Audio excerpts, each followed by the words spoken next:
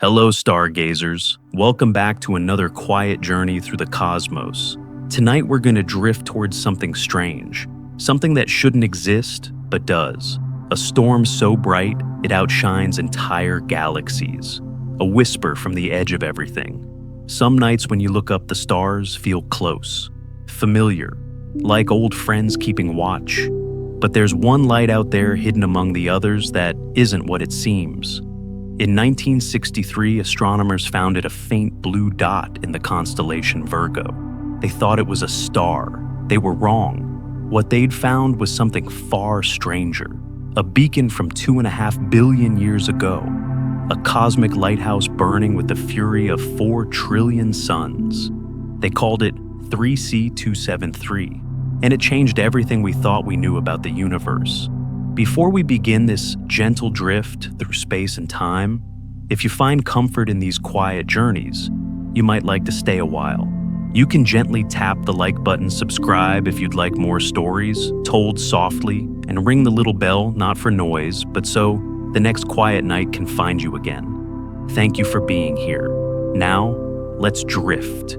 Tonight we are traveling to the edge of perception, to a place where light itself becomes a messenger from a time when Earth didn't exist, when dinosaurs were still billions of years away from their first breath.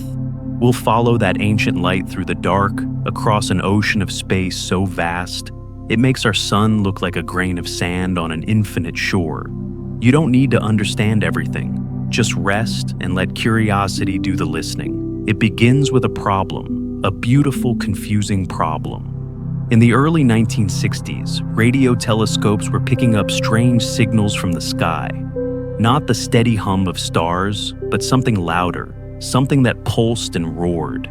Scientists cataloged these sources, giving them technical names.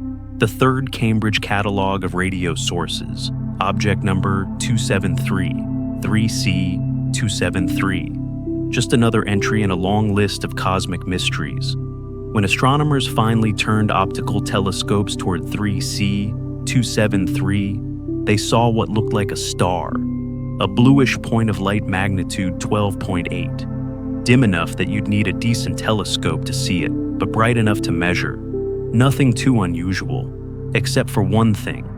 This star had a strange companion, a faint jet of light stretching away from it like a cosmic contrail. Stars don't have jets. Stars don't spray material across space in narrow beams, hundreds of thousands of light years long. Martin Schmidt, a Dutch astronomer working at Caltech, decided to look closer. He took the light from 3C273 and split it into a spectrum, a rainbow of colors that could tell him what the object was made of. Every element in the universe leaves fingerprints in light. Hydrogen creates specific dark lines in the spectrum. Helium creates others. By reading those lines, astronomers can identify what stars are made of, even from across the galaxy. But when Schmidt looked at the spectrum of 3C273, nothing made sense. The lines were there, yes, but they were in the wrong places, shifted too far toward the red end of the spectrum. At first, he thought he'd made a mistake. He checked his calculations, checked them again. Then, on February 5th, 1963, it hit him. The lines weren't wrong, they were shifted, red-shifted, stretched by the expansion of the universe itself. Scientists suggest that when an object moves away from us, its light stretches like a siren fading into the distance. The faster it moves, the more the light stretches, the more it shifts toward red. This is called redshift, and it's one of the most important measurements in all of astronomy. It tells us how far away something is, how fast the universe is expanding, how old the light we're seeing really is. Schmidt measured a redshift of 0.158. In the language of cosmology, that's enormous. It means 3C273 isn't in our galaxy. It isn't even in our local cluster of galaxies. It's 2.4 billion light years away. The light Schmidt was studying had been traveling through space for 2.4 billion years. When that light began, its journey Earth was a young planet.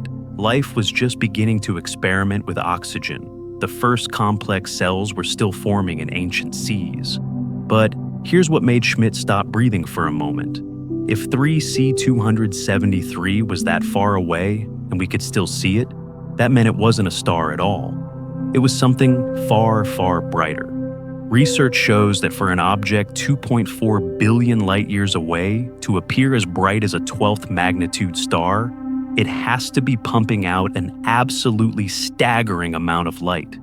Not just more than our sun, not just more than 1,000 suns, more than an entire galaxy of stars, roughly 4 trillion times the luminosity of our sun, all from a region of space smaller than our solar system. Think about that for a moment.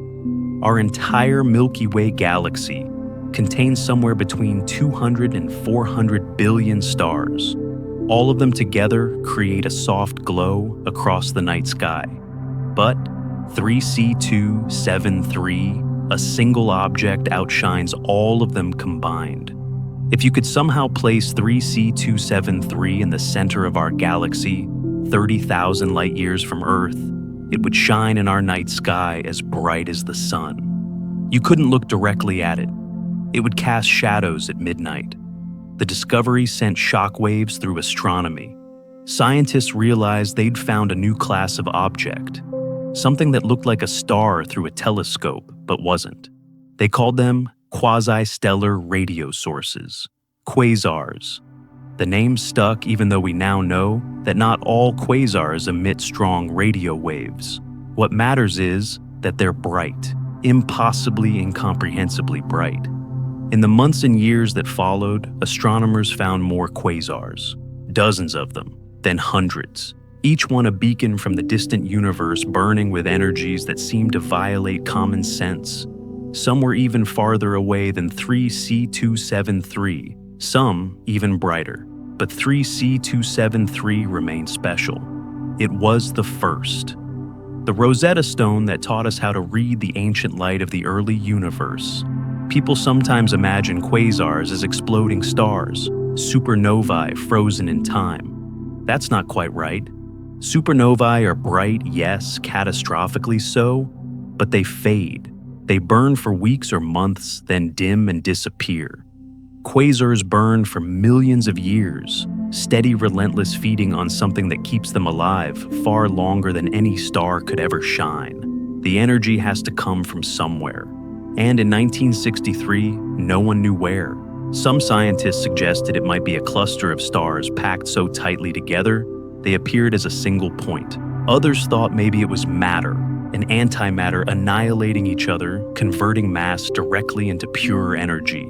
A few even wondered if the redshift was wrong, if maybe the laws of physics worked differently out there in the deep cosmos, and 3C273 wasn't as far away as it seemed. But the evidence kept mounting.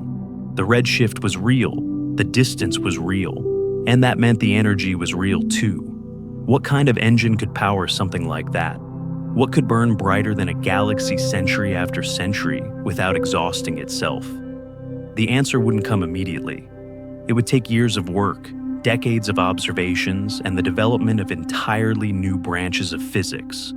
But the clue was already there in Schmidt's spectrum, hidden in the stretched light from a storm at the edge of everything. It seems as though the universe wanted us to notice. Of all the quasars out there, billions of them scattered across the cosmos, 3C273 is the brightest one visible from Earth. Not because it's the most powerful, but because it's relatively close and aimed almost directly at us. If it were pointed just a few degrees in another direction, we might never have noticed it at all. We got lucky. The universe offered us a window into its own violent youth, and we happened to be looking the right way when the light arrived. Light crossing the void. A message in a bottle thrown into an ocean of darkness 2.5 billion years ago. And when it finally reached us, when Martin Schmidt finally decoded what it was trying to say, we realized we'd been staring at a monster. A beautiful, terrifying storm raging at the edge of perception. A place where gravity bends space, where time slows to a crawl, where matter screams as it dies and becomes light. You might wonder what it would be like to see 3C273 up close, to float in space near that glowing heart, to witness the storm with your own eyes. You couldn't, of course. The radiation alone would tear you apart in an instant. But if you could somehow survive, if you could shield yourself from the searing light and deadly particles, you'd see something no human eye has ever witnessed. A disk of glowing gas spinning faster than thought, glowing white-hot, blue-hot colors that don't even have names. And at the center, nothing. Not darkness exactly, but an absence. A place where the universe folds in on itself and refuses to let anything, not even light, escape. That absence has a name, but we're not there yet. First, we have to understand what we're looking at. We have to follow the light backward, trace its journey across time and space, and ask the questions that Schmidt and his colleagues asked in 1963. What are we seeing? How does it work? And why does it shine so bright? The light from 3C273 is still arriving. Right now, as you listen to this, photons that left that distant storm 2.5 billion years ago are gently striking the mirrors of telescopes around the world, each one a tiny time traveler carrying news from an age we can barely imagine. Some of those photons have been journeying through the expanding universe for longer than complex life has existed on Earth. They have crossed voids where nothing exists, sailed past galaxies and galaxy clusters, drifted through clouds of gas and dust, and finally, after all that time, after all that distance, they arrive here. They touch metal and glass and become data, become knowledge, become part of the story we're telling ourselves about where we came from and what the universe really is. In a way, every discovery is like this. A moment when the universe reveals something it's been hiding. A secret written in light, waiting patiently for someone to read it. And once we know, once we see, we can't unsee. The universe becomes bigger, stranger, more wonderful than we imagined. That's what 3C273 did for us. It cracked open the door to a cosmos far wilder than we dreamed. So, what is 3C273? Really? What kind of storm burns for millions of years at the edge of the universe, outshining galaxies, sending light across unimaginable distances? The answer begins with darkness, with gravity, with something so dense, so massive that space itself can't resist its pull. Let's drift a little deeper toward the heart of the mystery and see what we find waiting there in the dark. The universe doesn't always announce itself with trumpets. Sometimes it whispers, sometimes it hums. And in the years after World War II, scientists began to hear something strange. A crackling voice from the void, speaking in frequencies we'd never listened to before. Radio waves pouring from the sky like invisible rain. Before 3C273 had a name, before anyone understood what quasars were, there was just noise. Beautiful, mysterious noise. Radio astronomy was still young in the 1950s. The technology had been born from wartime radar systems tools, designed to detect enemy aircraft bouncing radio waves off metal and sky. But some engineers wondered, what if we pointed those same receivers upward, not to track planes, but to listen to space itself? What would the cosmos sound like if we could hear it speaking in radio? The answer was astonishing. The sky was alive with radio emission. The Milky Way hummed with it. Distant galaxies crackled. And scattered across the heavens were bright sources, points of radio light that didn't seem to match anything astronomers recognized.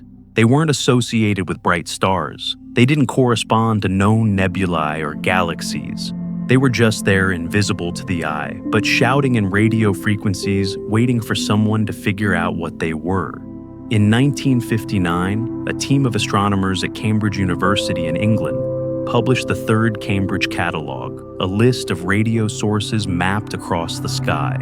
Object number 273 in that catalog sat in the constellation Virgo, 3C273. When researchers tried to match it with optical observations, photographs taken with traditional telescopes, they found that faint bluish star with the curious jet. Most assumed it was some kind of unusual stellar object, maybe a peculiar type of variable star, or perhaps a white dwarf doing something unexpected. The truth was far stranger. Martin Schmidt wasn't looking for revolution. when he requested telescope time at Palomar Observatory in late 1962. He was simply trying to identify radio sources, a routine task for astronomers of that era. Match the radio position to something visible, take a spectrum, figure out what kind of object it is. On the night of December 29, 1962, Schmidt captured the spectrum of 3C273 using the 200-inch Hale telescope at the time, the largest optical telescope in the world. The light from that distant object had traveled for more than 2 billion years, crossed an expanding universe, and finally fell onto a carefully positioned photographic plate. When Schmidt developed the spectrum, he saw emission lines, bright streaks where specific wavelengths of light stood out. Hydrogen mostly. The familiar signature of the most common element in the universe. But the lines were shifted. Dramatically shifted. The hydrogen alpha line, which should appear at 663 nanometers in the red part of the spectrum, was sitting near 768 nanometers, far deeper into the red than it should be. Schmidt checked his work. He checked it again. He consulted references made, calculations tried, different interpretations. Nothing fit. Then on February 5th, 1963, while sitting at his desk reviewing the numbers, something clicked. What if the shift wasn't an error? What if it was real? What if this object was moving away from us so fast that its light had been stretched, redshifted by the expansion of space itself? He calculated the velocity, 15.8% the speed of light. In 1963, that was faster than any object anyone had ever measured. And if it was moving that fast due to cosmic expansion, that meant 3C273 wasn't nearby. It was billions of light years away. Schmidt later described that moment as both thrilling and terrifying. Thrilling because he'd found something completely unexpected. Terrifying because the implications were almost impossible to believe. If 3C273 was that distant, and we could still see it as a 12th magnitude star, the amount of energy it was emitting defied comprehension. It would have to be brighter than anything astronomers had ever encountered, brighter than supernovae, brighter than entire galaxies. He published his findings in the journal Nature on March 16, 1963. The paper was titled 3C273A Star-like Object with Large Redshift. Star-like object. That phrase would evolve into quasi-stellar radio source, then quasar. But at the time, Schmidt was being careful. He knew what he'd measured, but he wasn't entirely sure what he'd found. The paper was cautious, measured, scientific. But beneath the professional language, there was wonder. There was awe. There was the quiet recognition that the universe had just revealed something profound. Other astronomers quickly confirmed the finding. Within months, they had identified more objects with similar properties. Bright, distant, energetic. Some had even higher redshifts than 3C273. Some were even brighter.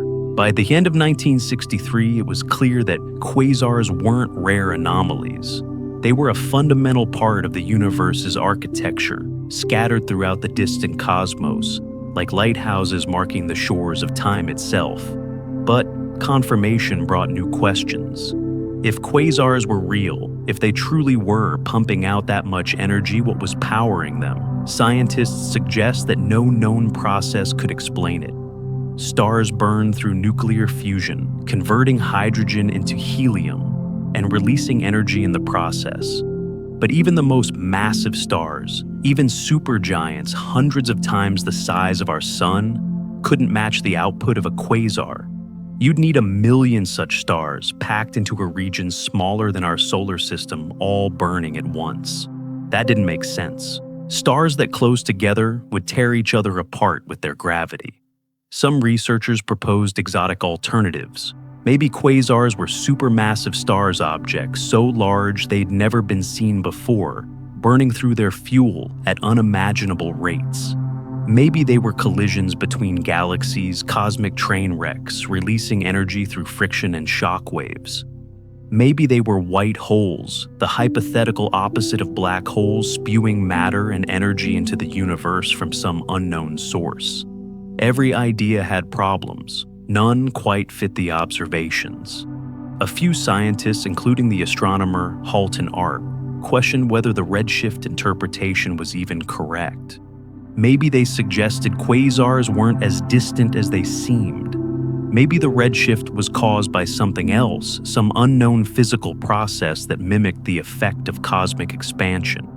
If that were true, quasars could be much closer, much smaller, much less energetic. The mystery would evaporate. But the evidence kept piling up against that idea. Quasars showed all the hallmarks of extreme distance. They appeared in deep sky surveys mixed in with distant galaxies. Their spectra matched the predictions of cosmological redshift perfectly. The skeptics were fighting a losing battle. Research shows that the real breakthrough came when astronomers began to understand what was sitting at the center of these objects. Observations in the 1960s and 70s revealed that quasars were often embedded in faint fuzzy halos, host galaxies. They weren't isolated objects floating in empty space. They were the hearts of galaxies, blazing cores that outshone all the surrounding stars combined. And at the very center of those cores, something had to be concentrating enormous amounts of mass into an incredibly small space. Something with gravity so intense it could pull in surrounding matter and convert it into energy with terrifying efficiency. The answer when it finally emerged was almost elegant. Black holes. Not the stellar mass black holes formed when massive stars collapse, but something far larger. Supermassive black holes millions or billions of times heavier than our sun, sitting at the centers of galaxies like cosmic engines. When matter falls toward a black hole, it doesn't just disappear.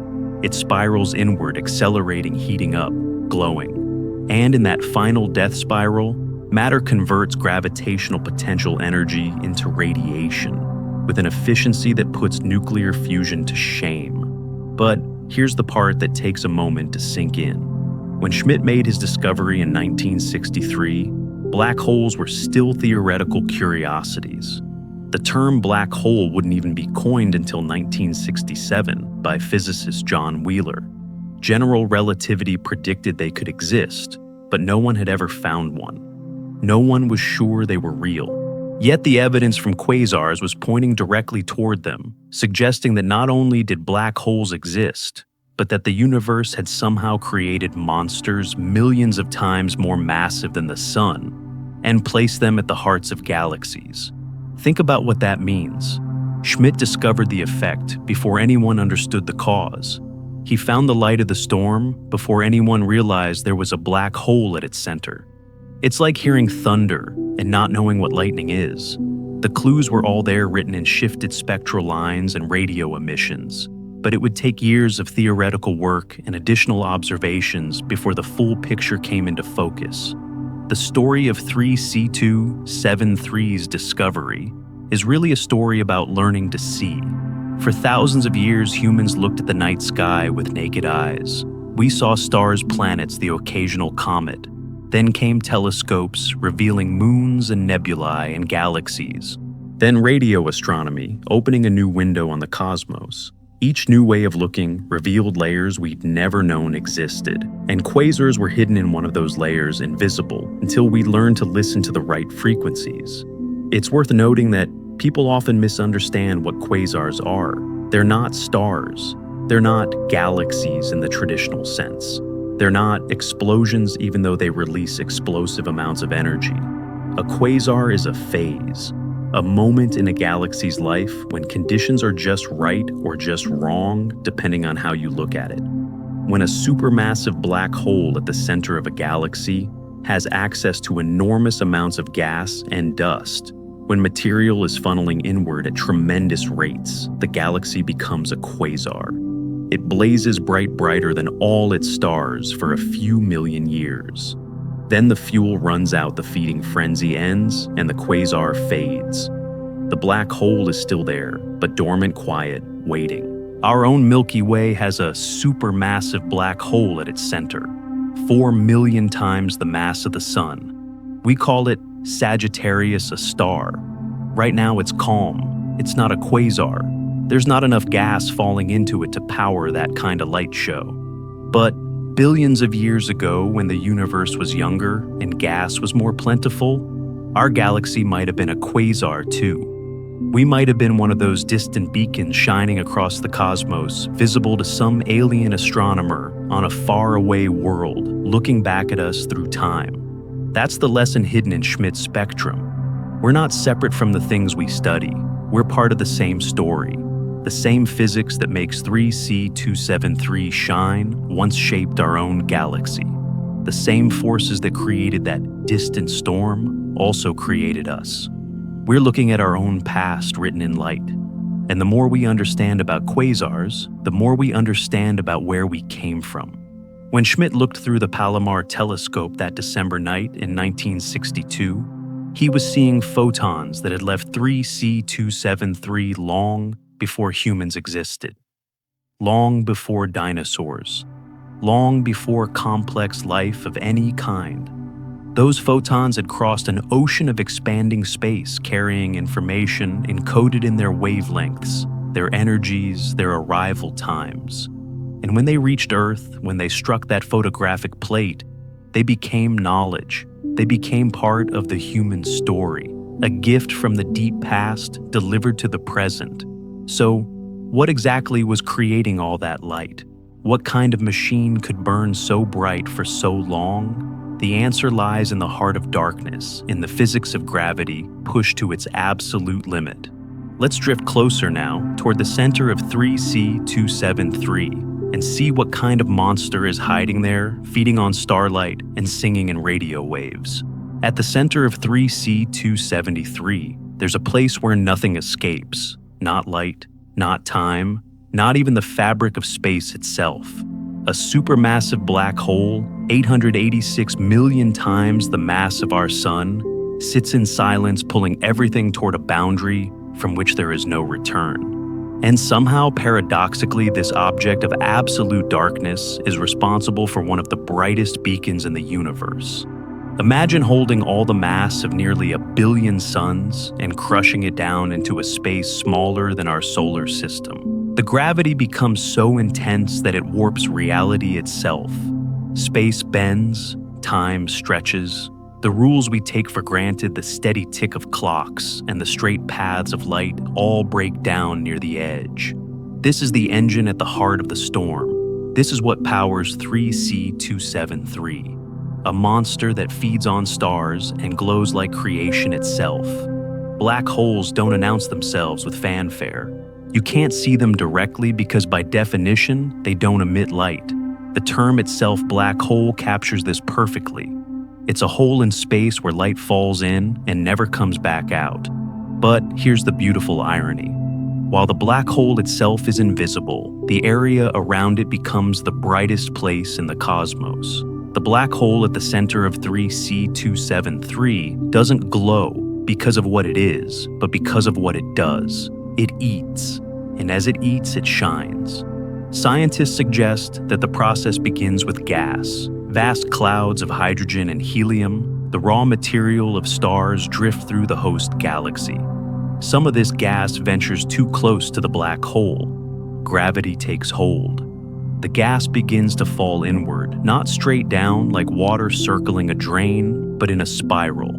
Angular momentum, the physics of rotation, forces the infalling material into a flat disk around the black hole.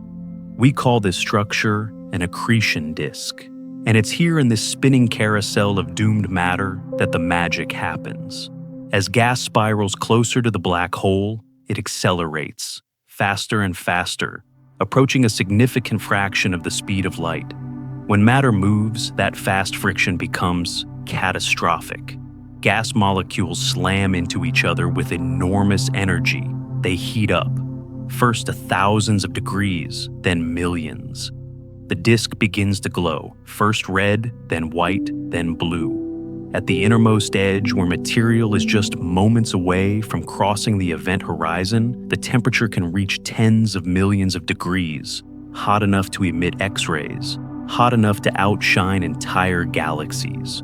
Research shows that the accretion disk around the black hole in 3C273 is roughly the size of our solar system. If you could somehow view it from above, you'd see a spiral of incandescent gas glowing in layers of color like a cosmic hurricane.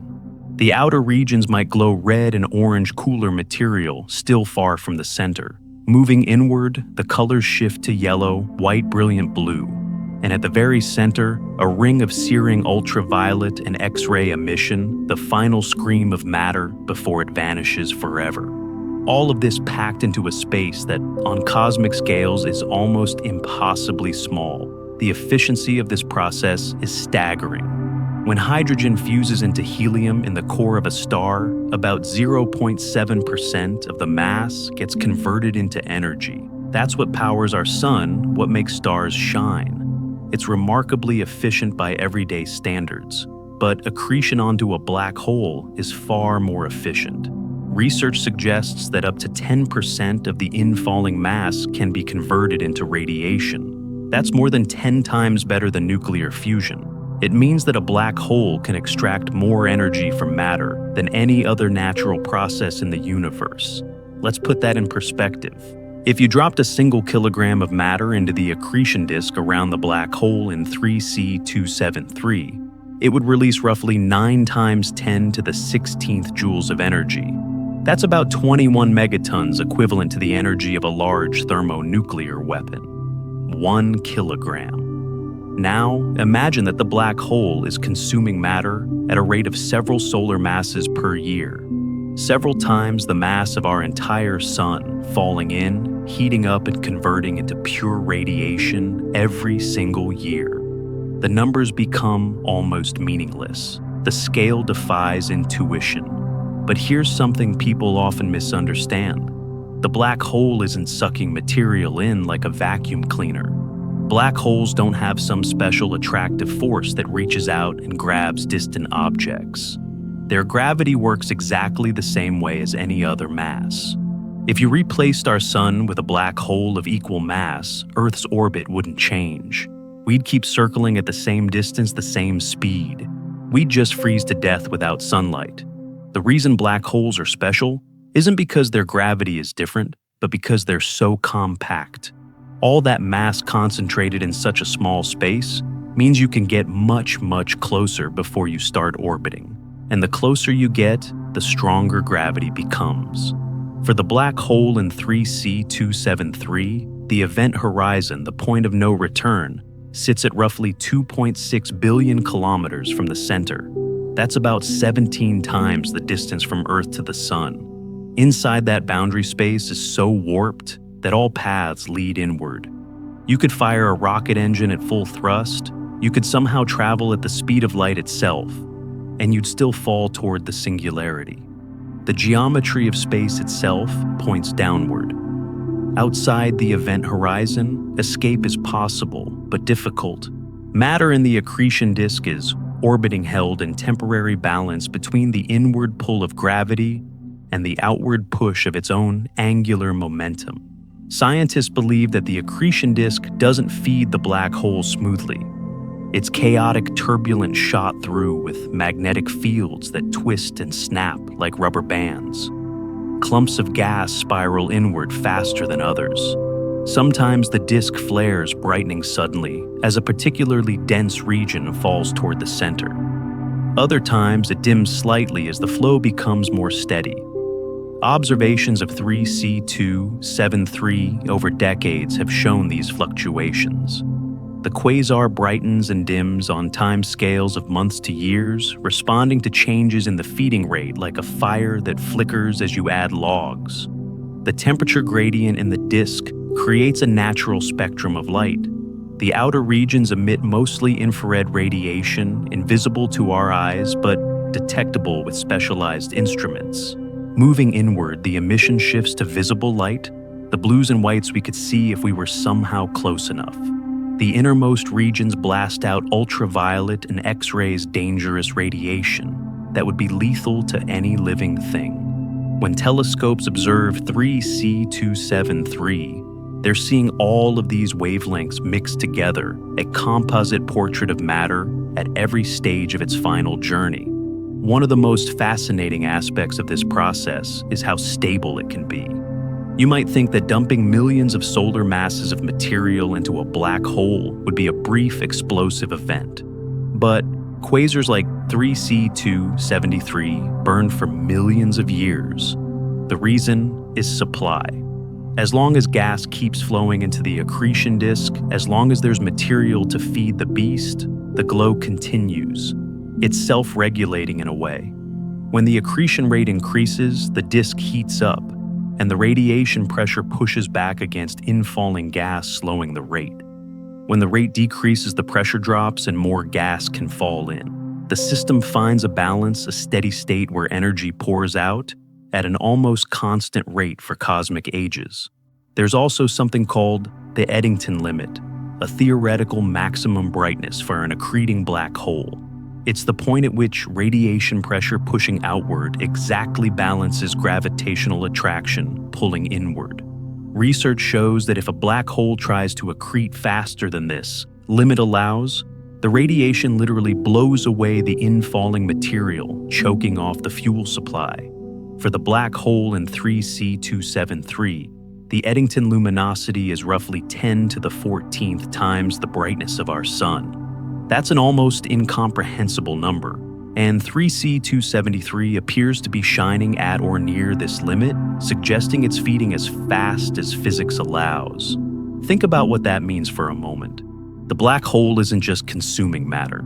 It's consuming matter at the maximum possible rate. It's running at full throttle, converting mass into light as efficiently as the laws of physics permit. And it's been doing this for millions of years. The sheer endurance of it is staggering. Our sun has been burning for 4.6 billion years, but it's gentle, slow converting a tiny fraction of its mass into energy over unimaginable timescales. 3C273 is burning through fuel at a rate that would exhaust our sun in mere millions of years. It's a sprint, not a marathon. A brief, furious blaze in the lifetime of a galaxy. But where does all this gas come from? How does a black hole maintain such a ravenous appetite for so long? Scientists suggest several sources. Some gas comes from stars that wander too close and get torn apart by tidal forces stretched into long streamers that spiral into the disk. Some comes from collisions between the host galaxy and neighboring galaxies' cosmic traffic accidents that funnel gas toward the center. Some comes from the slow, steady accumulation of the interstellar medium, the diffuse gas that fills the space between stars. In the early universe, when 3C273 was younger, gas was more plentiful. Galaxies were still forming, merging, colliding. Material was everywhere. The black holes at their centers had access to seemingly endless fuel. It seems as though the universe went through a quasar era, a period roughly 2 to 3 billion years after the Big Bang, when conditions were perfect for these feeding frenzies. Supermassive black holes had grown large enough to generate enormous luminosities, and there was still plenty of gas to feed them. That's when 3C273 was likely at its brightest shining, with a fury we can barely imagine. The light we see now left the quasar during that era. We're witnessing 3C273 in its prime, at the peak of its hunger, burning through the galaxy's gas reserves like there's no tomorrow. And in a sense, for that material, there isn't. Once gas crosses the event horizon, it's gone from our universe. It doesn't explode. It doesn't bounce back. It simply ceases to exist in any form we can observe or measure. The information it carried, the atoms it was made of, everything about it, except its mass and angular momentum, vanishes.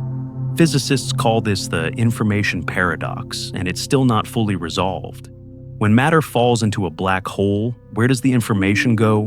Does it truly disappear, violating the principles of quantum mechanics? Or is it somehow encoded on the event horizon, preserved in a form we don't yet understand?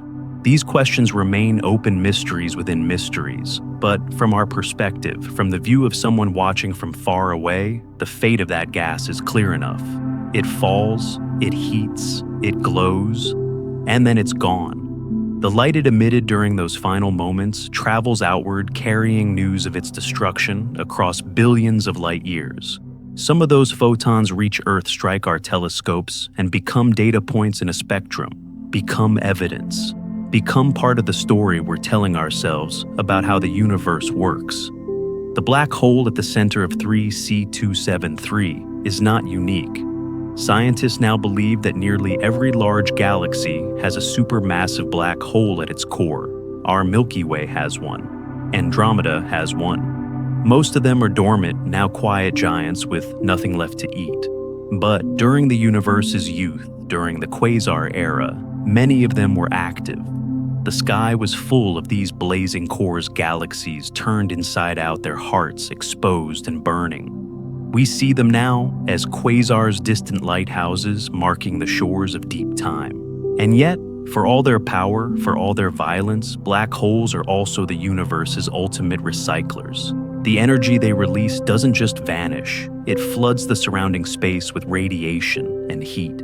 It drives winds of hot gas out of the galaxy, limiting star formation. It shapes the evolution of entire galactic structures. Research shows that the feedback from supermassive black holes plays a crucial role in determining how galaxies grow and change over billions of years. Without these monsters at the center, galaxies would look very different. We might not even exist. So, when you look at 3C273, when you think about that supermassive black hole consuming stars and gas and glowing brighter than a galaxy, remember this. That monster is part of a larger story. It's not just destroying matter, it's transforming it, converting it into energy, into light, into pressure and heat that sculpt the very structure of the cosmos. Destruction and creation intertwined, death and birth happening simultaneously at the edge of infinity. But the black hole and its accretion disk aren't the whole story. There's something else emerging from the center of 3C273, something even stranger than the glowing disk itself. Twin beams of matter and energy launched from the poles of the black hole at nearly the speed of light, cutting through space like cosmic searchlights. Let's follow those beams now out into the void and see what happens when a black hole doesn't just consume, but also creates. From the poles of the black hole, something impossible emerges. Two beams of matter and energy thinner than a galaxy, but longer than hundreds of them, placed end to end, blasting outward at 99.9% the speed of light. They cut through space like searchlights piercing fog, carrying more energy than entire star clusters, traveling distances so vast, they make our solar system look like a speck of dust. These are relativistic jets, and they're among the most violent phenomena in the universe. The jet from 3C273 stretches for more than 200,000 light years into space. To put that in perspective, our entire Milky Way galaxy is only about 100,000 light years across. The jet is longer than twice our galaxy, and it's not drifting slowly outward like expanding gas from a supernova. It's moving at nearly light speed, a focused stream of plasma so hot and energetic it defies easy explanation.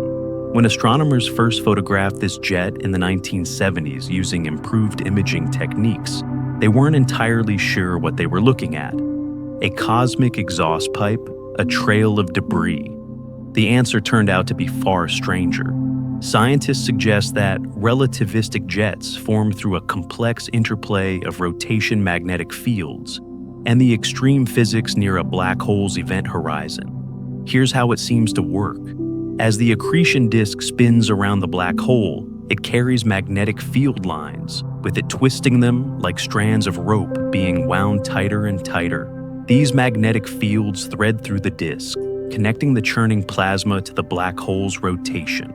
And somehow, through processes we're still working to fully understand, these twisted magnetic fields act like rails channeling some of the infalling matter away from the black hole instead of letting it fall in. Not all the gas makes it to the event horizon. Some of it, perhaps 5 to 10%, gets caught in these magnetic field lines and flung outward along the rotation axis of the black hole. The poles north and south become escape routes. Matter that was spiraling toward destruction suddenly finds itself accelerated in the opposite direction, shot outward like a bullet from a gun. But not just any gun. A gun powered by the gravitational energy of a supermassive black hole capable of accelerating particles to speeds where relativistic effects dominate.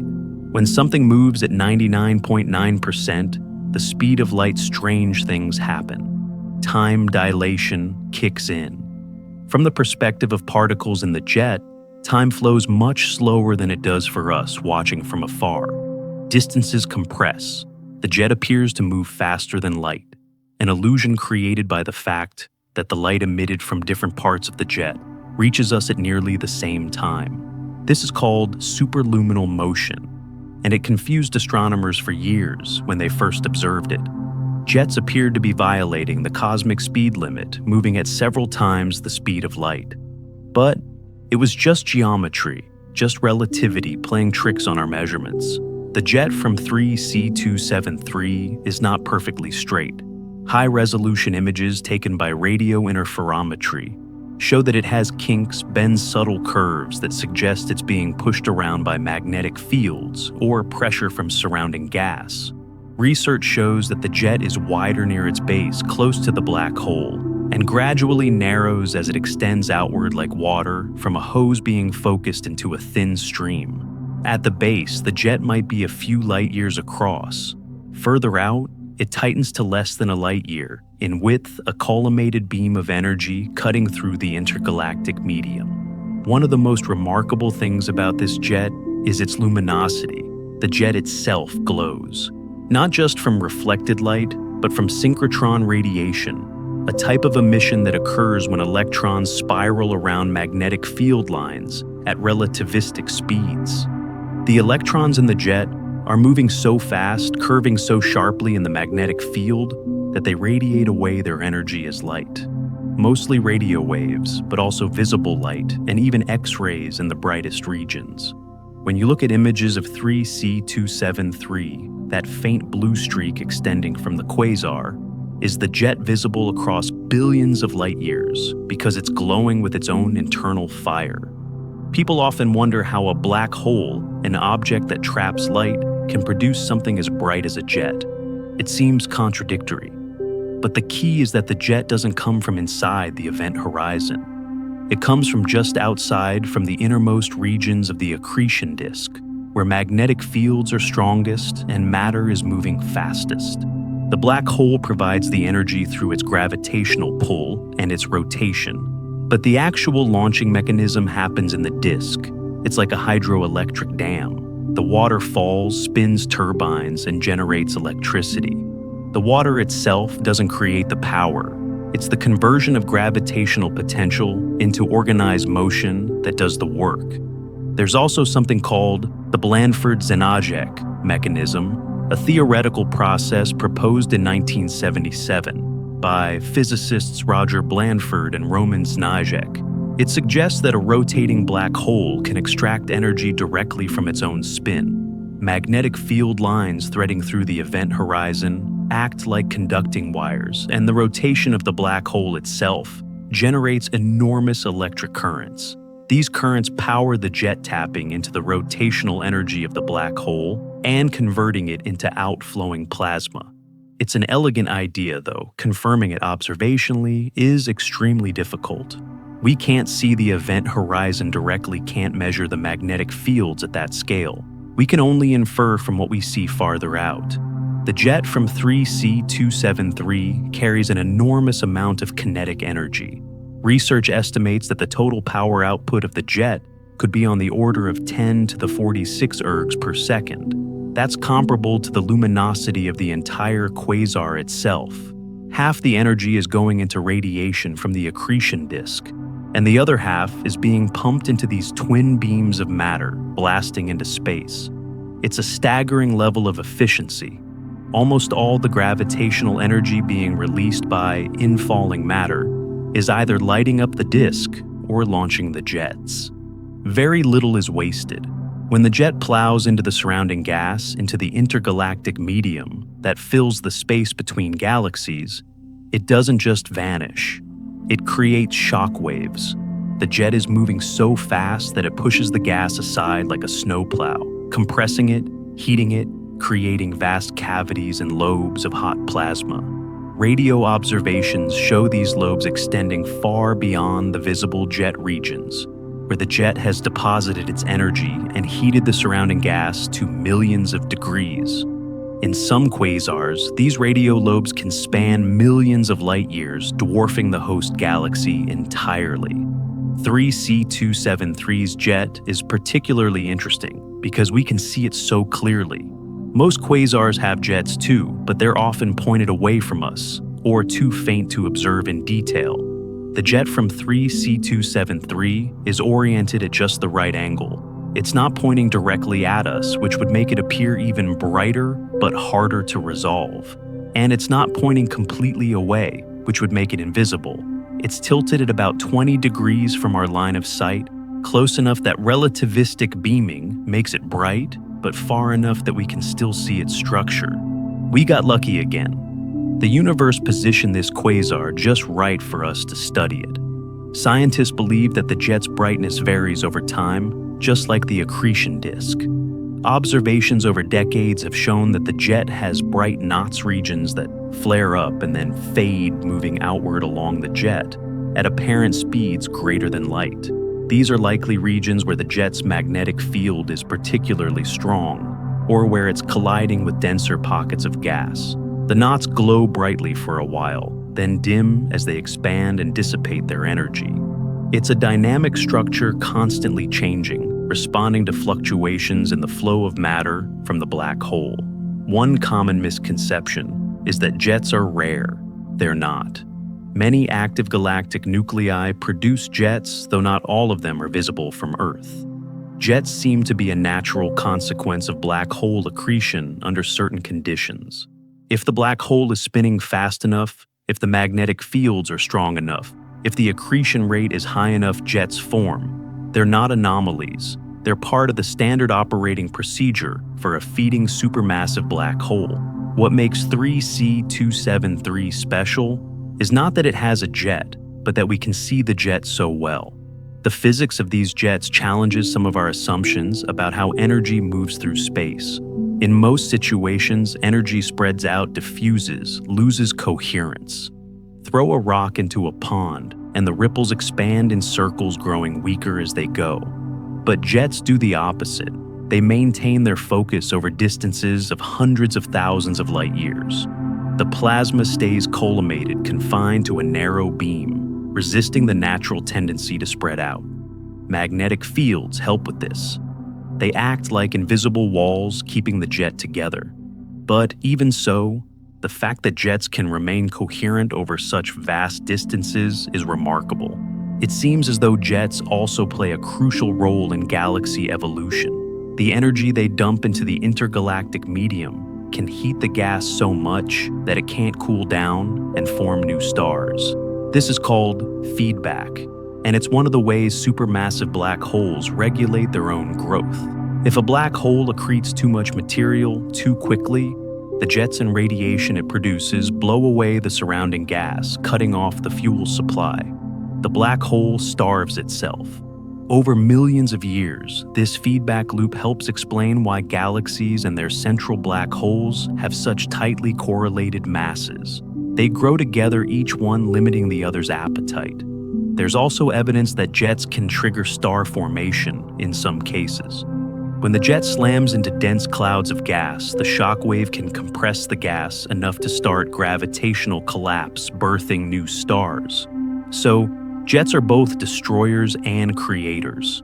They heat gas and prevent star formation in some regions while sparking it in others. The universe is messy, chaotic, full of competing processes that shape galaxies in unpredictable ways. Have you ever wondered what it would be like to travel along one of these jets, to ride that beam of plasma from the black hole outward into space? Of course you couldn't survive. The radiation would kill you instantly. But if you could somehow shield yourself, if you could observe without being destroyed, you'd witness one of the most extraordinary journeys in the cosmos.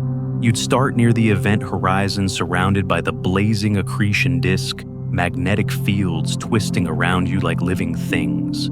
Then you'd be flung outward, accelerated to nearly light speed in moments' time, slowing to a crawl as you approach that ultimate velocity. Around you, electrons would be spiraling in magnetic fields, emitting synchrotron radiation, painting space in radio waves and X-rays.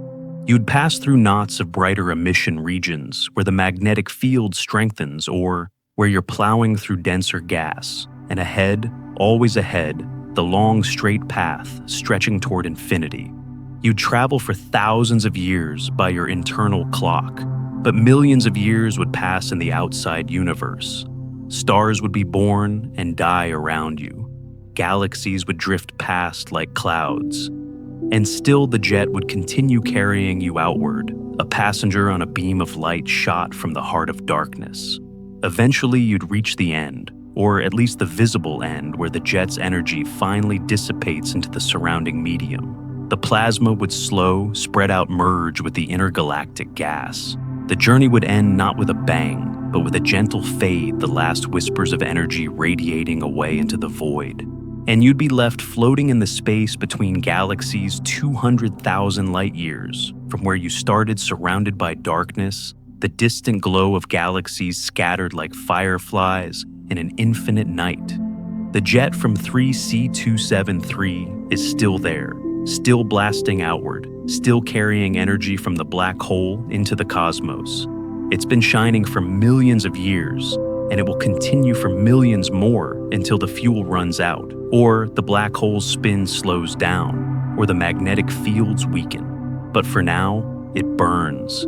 A cosmic blowtorch, a lighthouse beam, cutting through the deep. And the light from that jet, mixed with the light from the accretion disk, travels outward in all directions, spreading across the universe like ripples on an infinite pond.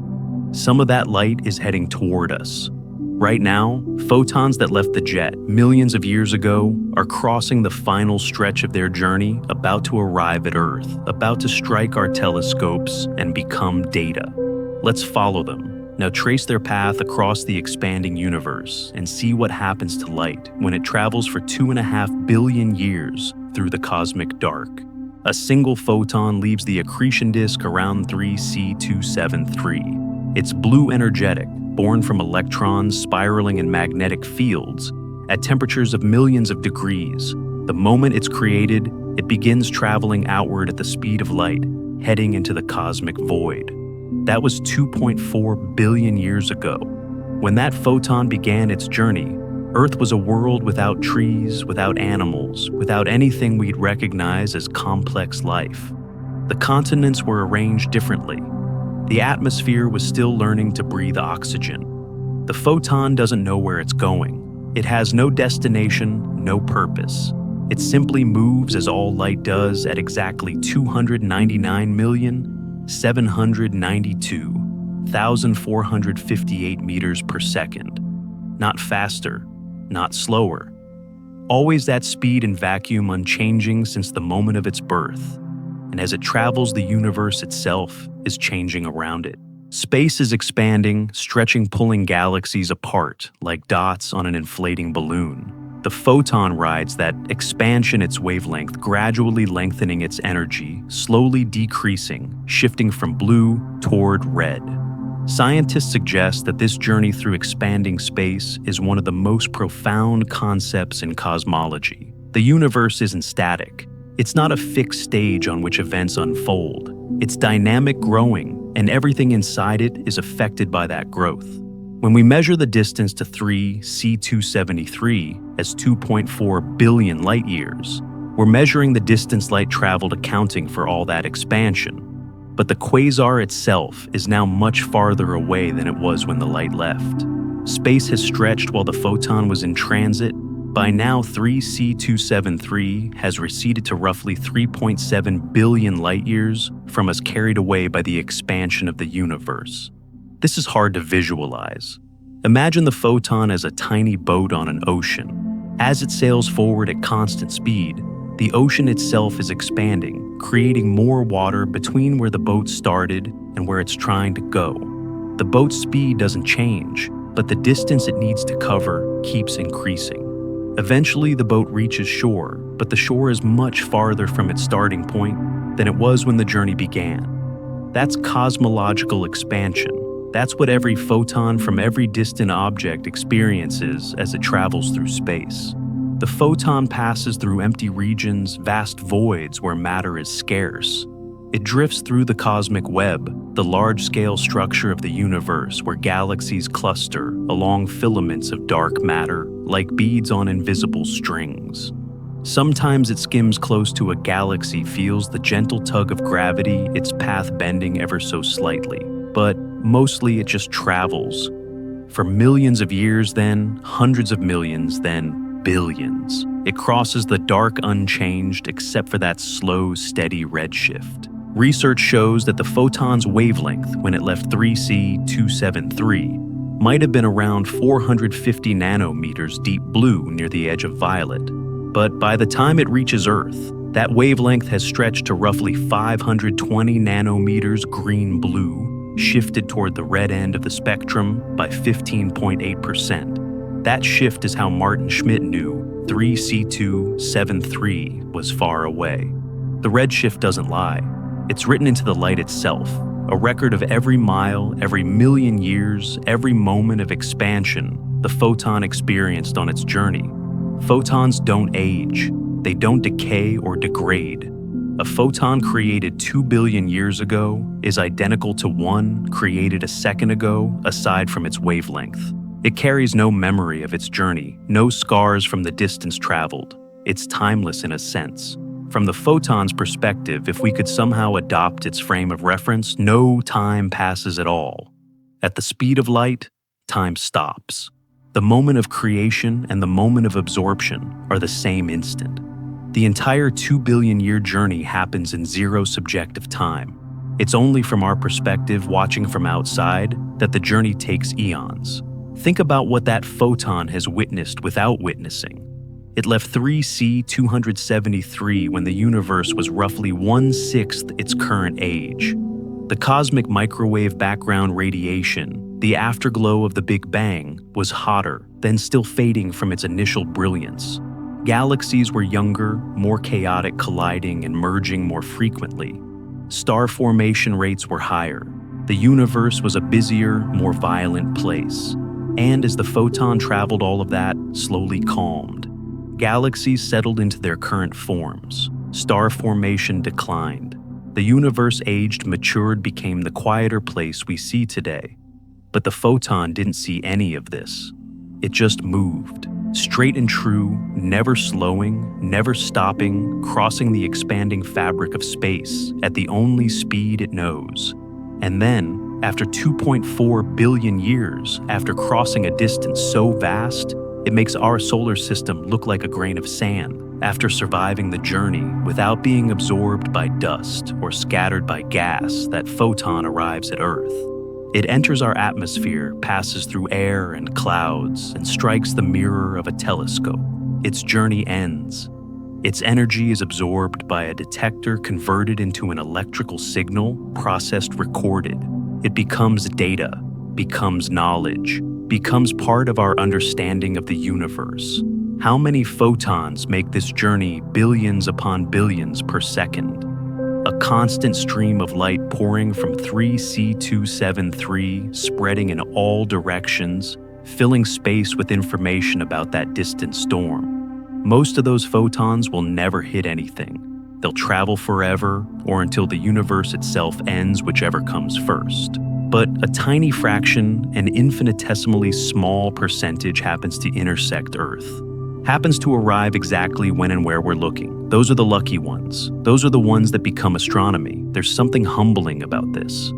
Every observation we make, every spectrum we capture, every image we create is built from photons that have traveled unimaginable distances to reach us. They're ancient messengers, time travelers carrying news from the deep past. When we study 3C273, we're not seeing it as it is now. We're seeing it as it was 2.4 billion years ago. The quasar might have changed. It might have dimmed, brightened, or even shut off entirely by now. We won't know until those photons arrive 2 billion years from now, carrying news of the present. Scientists believe that this light travel time effect is one of the most powerful tools in astronomy. It lets us observe the universe's history directly. Look at nearby galaxies and you see them as they were millions of years ago. Look at distant quasars and you see them as they were billions of years ago. Look at the cosmic microwave background and you see the universe as it was just 380,000 years after the Big Bang. The farther we look, the further back in time we see. The universe is its own museum preserving every moment of its history in light that's still traveling toward us. But there's a limit to how far we can see. Light from the very beginning of the universe, from the moment of the Big Bang itself, can't reach us because the universe was opaque back then. Before the cosmic microwave background formed, before atoms could exist, the universe was a hot, dense plasma that absorbed all light. Photons couldn't travel freely. They'd be absorbed and re-emitted, almost immediately trapped in an endless cycle. Only when the universe cooled enough for atoms to form did light finally escape. That's the cosmic microwave background, the oldest light we can ever observe. Everything before that is hidden, locked behind a curtain we can't pull back. 3C273 is well within that observable range. The light we see from it left when the universe was already well established billions of years into its evolution. But it's still ancient light, still a window into a time we can barely imagine. When that light began its journey, the Earth hadn't formed yet. Our sun didn't exist. The molecular cloud that would eventually collapse to create our solar system was still billions of years from beginning that process. Life, consciousness, civilization, science, all of it was unimaginably far in the future. And yet, the photon traveled patient and tireless, crossing the void until it reached this moment, this place where it could be detected and understood. It seems as though the universe has conspired to let us see this. The photon could have been absorbed by a dust grain somewhere along the way. It could have scattered off an electron in the intergalactic medium, changing direction and missing Earth entirely. It could have been redshifted beyond the range of our instruments, becoming too faint to detect. But it survived. It arrived. And because it did, we know about 3C273. We know about quasars. We know about supermassive black holes and accretion disks and relativistic jets. All because photons made that journey, and we were here to catch them. There's also something poetic about the fact that light is our only connection to the distant universe. We can't visit these places. We can't send probes to 3C273 and get data back. Even at the speed of light, a round trip would take nearly 5 billion years. Human civilization would rise and fall 1,000 times before we received a single reply. So, instead, we rely on light. We build telescopes, giant buckets designed to catch as many photons as possible. We analyze their wavelengths, their arrival times, their polarization. We extract every bit of information encoded in those tiny packets of energy. And from that, we reconstruct the universe. We build models, test theories, refine our understanding, all based on light that traveled for eons to reach us. The photon that left 3C273 2.4 billion years ago had no idea it would end up being part of that story. It didn't know it would be measured, studied, written about. It was just light doing what light does, traveling in a straight line until something stops it. But in being detected and being recorded, it became meaningful. It became evidence. It became part of the greatest detective story ever told, the story of how the universe works and where it came from. Have you ever looked up at the night sky and thought about how old the light is? The stars you see are mostly nearby, within a few hundred light years. Their light is recent, cosmically speaking, a few years old, maybe a few centuries. But if you look at the Andromeda galaxy with binoculars, you're seeing light that's 2.5 million years old. If you look at distant galaxy clusters with a telescope, you're seeing light billions of years old.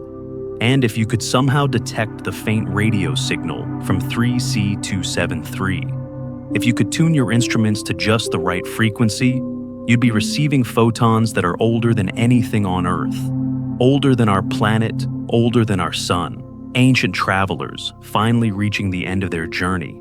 Each photon carries information, a fingerprint of where it came from. The wavelength tells us about redshift, about distance and expansion. The intensity tells us about brightness, about energy output.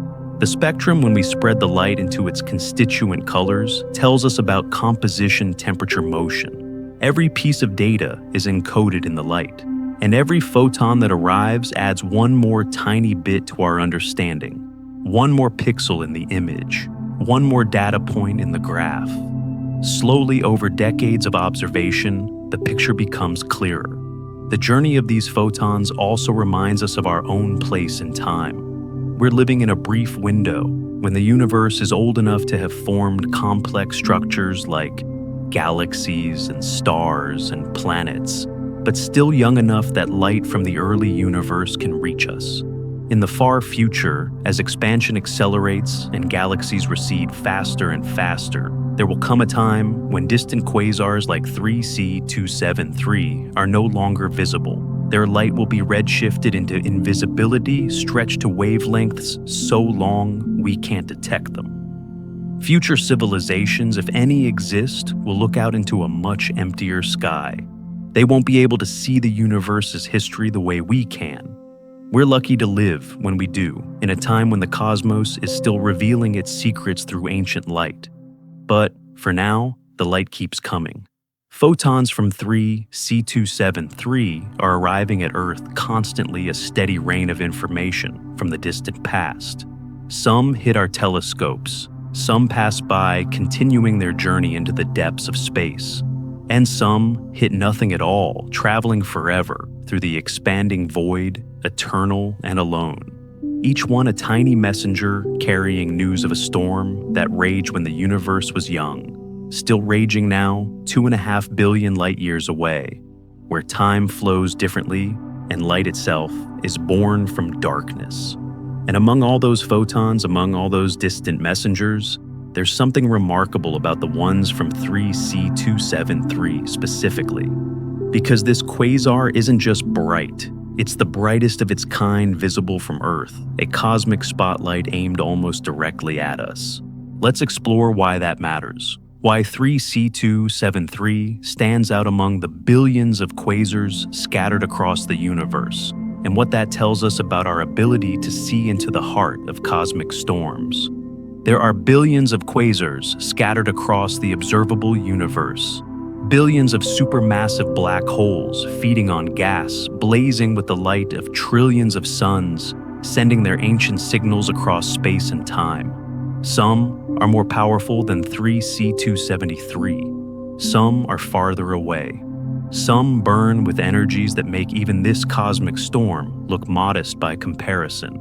And yet, when you point a telescope at the night sky and look for quasars, 3C273 stands out. It's the brightest one visible from Earth. Not the most luminous in absolute terms, but the brightest from our perspective. And that simple fact changed everything. Brightness in astronomy comes in two flavors. There's apparent magnitude, how bright something looks from Earth, and absolute magnitude, how bright it actually is. The sun has an apparent magnitude of -27, overwhelmingly bright, because it's so close. But its absolute magnitude, the brightness it would have, at a standard distance of 10 parsecs, is only about 4.8. It's actually a rather ordinary star. Sirius, the brightest star in our night sky, has an apparent magnitude of -1.46, brilliant to our eyes.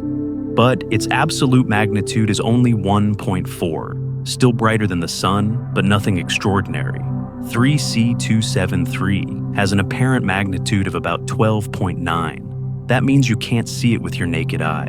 You need at least an 8-inch telescope under dark skies to spot it visually. It's faint, barely a whisper of light against the cosmic background. But here's the astonishing part. Its absolute magnitude is -26.7.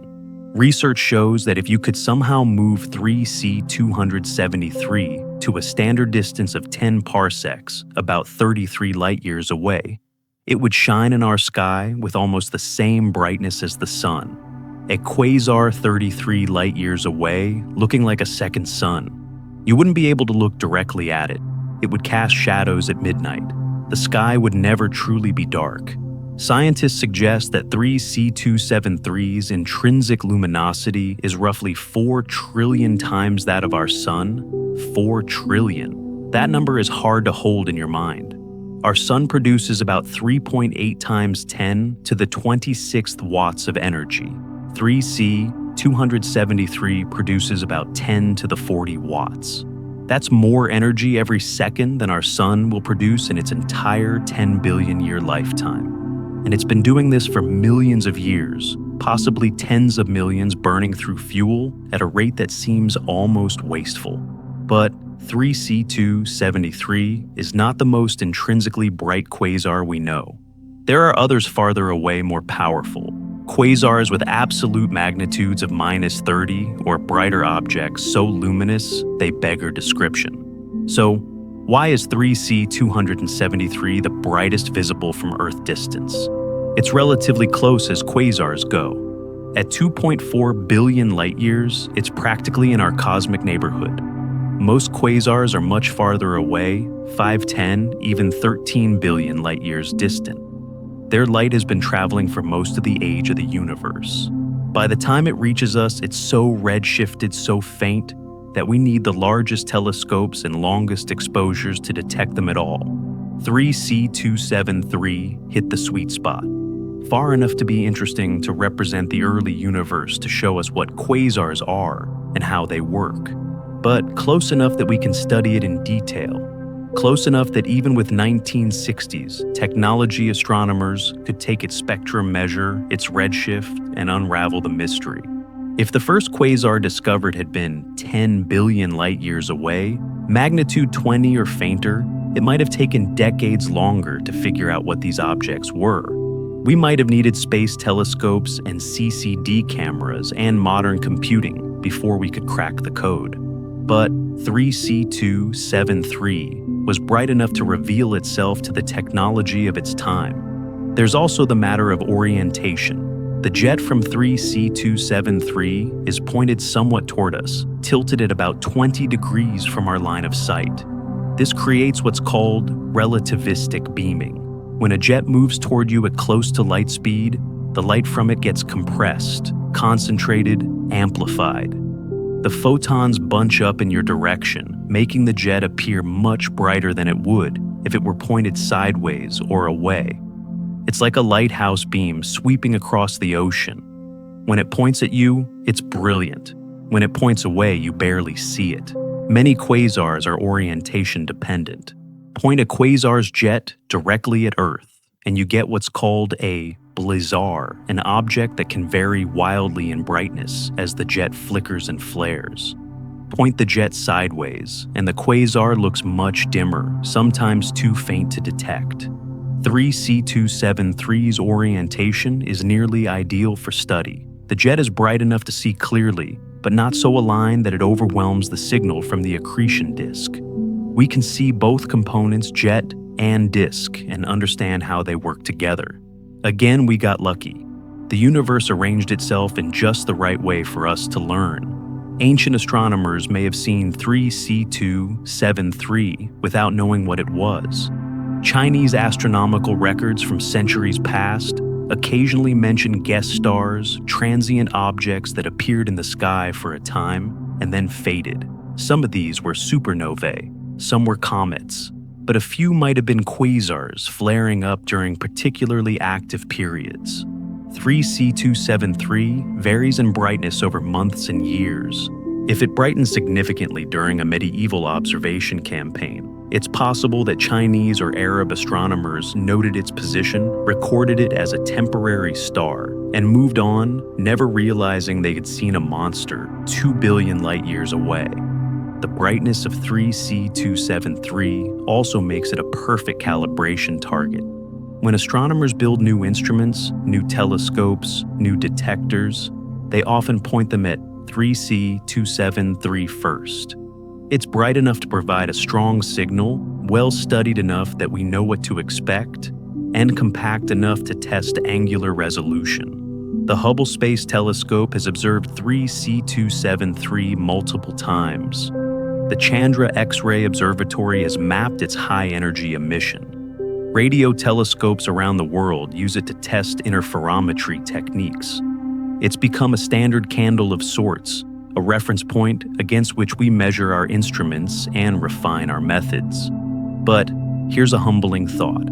Despite being the brightest quasar visible from Earth, 3C273 is still just one object among billions. For every quasar we can see, there are thousands we can't hidden by distance or dust or orientation. The universe is full of these monsters scattered throughout space and time, each one consuming stars and glowing like galaxies. We're only seeing the tip of the iceberg, the brightest, the nearest, the most conveniently oriented. The vast majority remain invisible, too faint or too far for our current technology to detect. Research shows that quasar populations have changed dramatically over cosmic history. About 10 to 12 billion years ago, during the universe's youth, quasars were far more common than they are today. Gas was abundant. Galaxies were merging more frequently. Supermassive black holes had plenty to eat. The sky would have been dotted with these brilliant points of light, visible across vast distances. But as the universe aged, as galaxies settled down and gas became scarce, quasars began to fade. Many of the supermassive black holes at the centers of galaxies are now dormant, starved of fuel, sitting quietly in the dark. 3C273 is one of the holdouts, still feeding, still shining, a relic of a more violent era. People sometimes ask, is 3C273 still there? Is it still shining, or has it faded since the light we're seeing left 2 billion years ago? The answer is, we don't know. We won't know until those photons arrive. The quasar might have dimmed. It might have brightened. It might have shut off entirely if the fuel supply ran out. Or it might be exactly the same, still churning through gas at the same relentless pace. Light travel time means we're always looking at the past. The 3C273 we observe is frozen in time, a snapshot from 2.4 billion years ago. The present-day version remains a mystery hidden behind the speed limit of information. That's true for everything in the universe beyond our immediate vicinity. The sun we see in the sky is 8 minutes old. The light left its surface 8 minutes ago. If the sun suddenly vanished, we wouldn't know for 8 minutes. We'd keep feeling its warmth, keep seeing its light until the last photon arrived and the darkness fell. The nearest star, Proxima Centauri, is 4.2 light-years away. The version we see is 4 years old. Andromeda Galaxy is 2.5 million light-years away. We're seeing it as it was when early humans were just beginning to walk upright on the plains of Africa. It seems as though the universe is layered in time. Every direction we look, we're peering into history. Nearby objects show us the recent past. Distant objects show us the deep past. And the farther we look, the younger the universe becomes until we reach the cosmic microwave background, the edge of the observable universe, the moment when light first became free to travel. We're surrounded by a gradient of time, a temporal onion, with us at the center, each layer revealing a different epoch of cosmic history. 3C273 sits in one of those layers, 2.4 billion years deep. It shows us the universe as it was when Earth was young, when the only life on our planet was microscopic, when the continents were still drifting into configurations we'd recognize. And because it's bright, because it's relatively close, because its jet is oriented just right, it became the key that unlocked our understanding of quasars. It was the first, the brightest, the most accessible. And in being all of those things, it taught us more about the universe than almost any other single object. But brightness alone doesn't tell the whole story. What makes 3C273 truly special is what that brightness reveals about the physics at work. The energy pouring from the accretion disk, the power of the jets, the efficiency of mass energy conversion, all of it points to processes operating at the very edge of what's physically possible.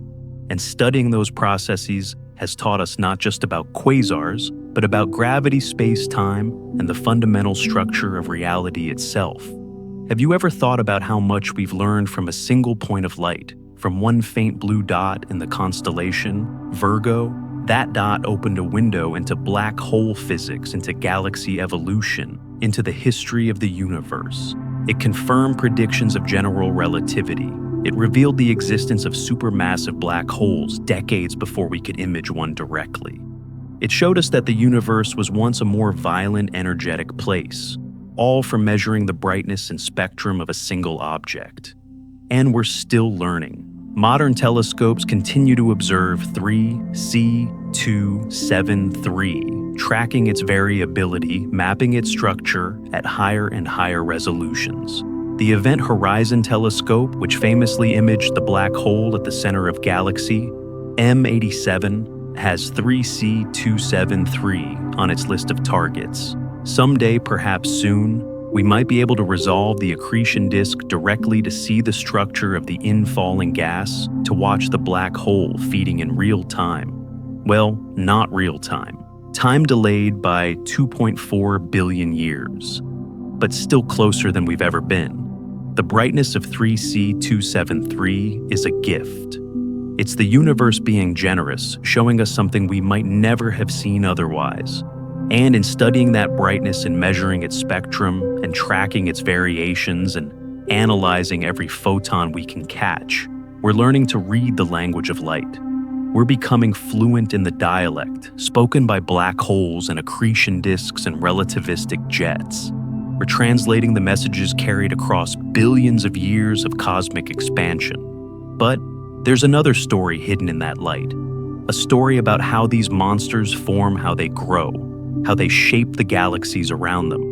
Because 3C273 isn't just a beacon. It's an engine of transformation, a force that sculpts cosmic structure on the largest scales. Let's drift deeper into that story now, into the mystery of what powers these storms and what keeps them burning for millions of years without exhausting themselves. Energy doesn't come from nothing. That's one of the fundamental laws of physics. Energy is conserved, transformed from one form to another, but never created or destroyed. So, when we look at 3C273 pumping out the luminosity of 4 trillion suns, when we see it maintaining that output for millions of years, we have to ask, where is all that energy coming from? What fuel could possibly sustain such a fire? The answer lies in one of the most elegant principles in all of physics: gravity. Not as a force that pulls things together, but as a source of energy. A reservoir so deep that tapping even a fraction of it produces results that dwarf every other power source in nature. When matter falls toward a black hole, it releases gravitational potential energy. And because black holes concentrate so much mass in such a small space, the amount of energy available is staggering. Scientists suggest that the efficiency of this process is what makes quasars possible.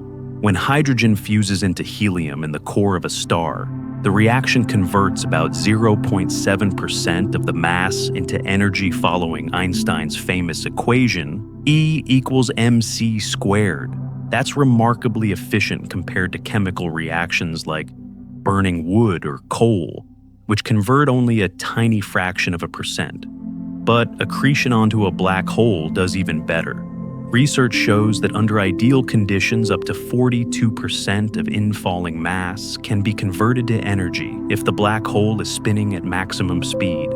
In practice, for a black hole like the one in 3C273, the efficiency is probably closer to 10%. Still, that's more than 10 times better than nuclear fusion. Let's put that in concrete terms. If you could somehow drop the entire mass of Earth into the accretion disk around 3C273's black hole, the energy released would be equivalent to roughly 10 to the 41 joules. That's enough energy to power our entire civilization at current consumption rates for about 100 billion years.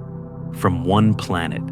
The black hole at the center of 3C273 is consuming several times the mass of our sun every year. Not every decade, not every century, every single year. The scale is almost unimaginable.